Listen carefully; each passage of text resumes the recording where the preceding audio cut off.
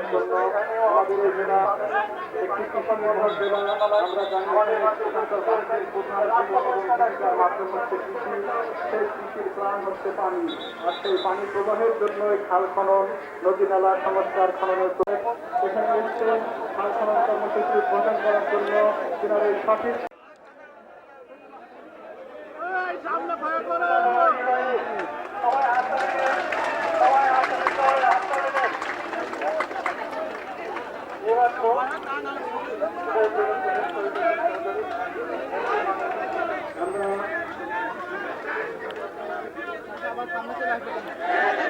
এই মুহূর্তে আমরা জানতে পেরেছি আমাদের মাননীয় মন্ত্রী মহোদয়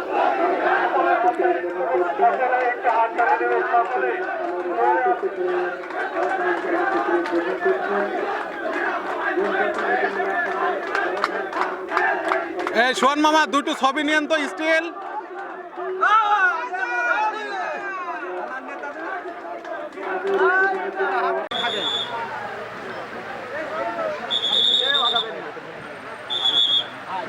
দাঁড়াকে দেখে দাঁড়াই কিনা বক্তব্য যা দিচ্ছি এর বাইরে কিছু বলা যাবে না। নমস্কার।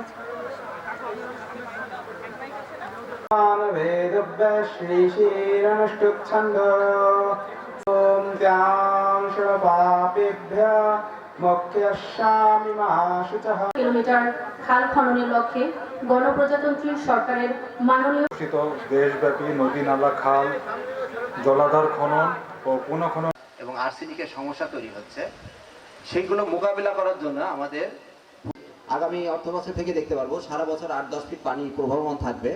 মাথা ভাঙাতে খুব মেগা প্রজেক্ট করে আমরা টাউনের মধ্যে আমাদের উন্নয়নকে সীমাবদ্ধ রাখবো আর গ্রামের মানুষ উন্নয়ন পাবে না, ওই নীতিতে আমরা বিশ্বাসী নই।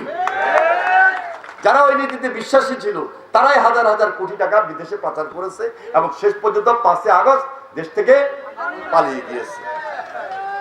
বিএনপি সেই দল, গণমানুষের দল, গণমানুষের পাশে থাকার দল। দুর্নীতিকে চ্যালেঞ্জ হিসাবে আমরা নিয়েছি। কোনোভাবেই দুর্নীতি যেন আমাদের মধ্যে এবং প্রশাসনের মধ্যে বাংলাদেশের রন্ধ্রে রন্ধ্রে না থাকতে পারে, সেখানে পাহারাদার হিসাবে আমরা দায়িত্ব নিয়ে কাজ করছি এবং করবো ইনশাআল্লাহ। জিয়া রহমানকে দেখেছেন, অনেকেই দেখেন নাই। আমরা খুব অল্প বয়সে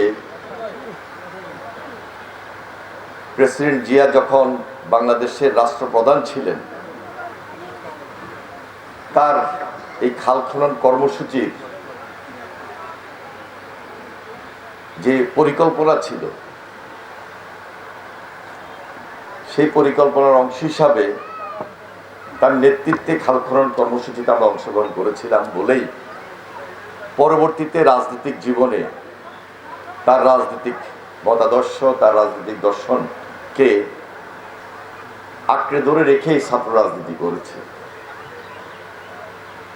প্রেসিডেন্ট জিয়া 1977 সালে এই খাল খনন কর্মসূচি হাতে নিয়েছিলেন এবং 77, 78, 79, 80 এই যে 3.5-4 বছর তিনি এই কর্মসূচিটাকে বাংলাদেশের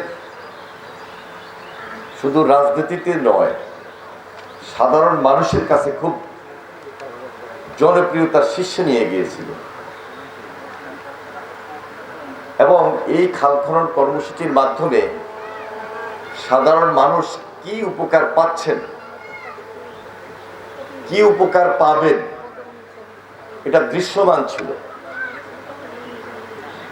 একটা পরিবার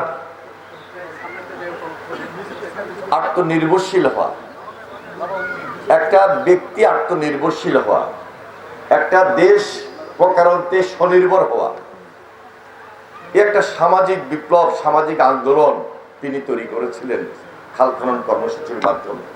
সারা বাংলাদেশের 54টা জেলায় আমরা খাল খনন কর্মসূচি হাতে নিয়েছি, যা এখন পর্যন্ত চলমান আছে, অব্যাহত আছে। যে যখন যে গভর্নমেন্টে আসতো, মানুষের স্লোগান ছিল, মানুষের কথা ছিল, বক্তব্য ছিল যে খাল খনন কর্মসূচি হচ্ছে না কেন। না হওয়ার কারণে আজকে এই যে দেখেন খালের মধ্যে যে পলি জমে আছে, না হতে হতে খালের মধ্যে যে দখল দারিদ্র গড়ে উঠেছে, খাল বদ্ধ করে মাটির বাঁধ দিয়ে সেখানে মাছের চাষ হচ্ছে, সেখানে দোকানপাট গড়ে উঠতেছে, সেখানে বাড়িঘর গড়ে উঠতেছে। আজকে এখানে আমি শুনলাম যে সরকারি স্থাপনা সেখানে গড়ে উঠেছে।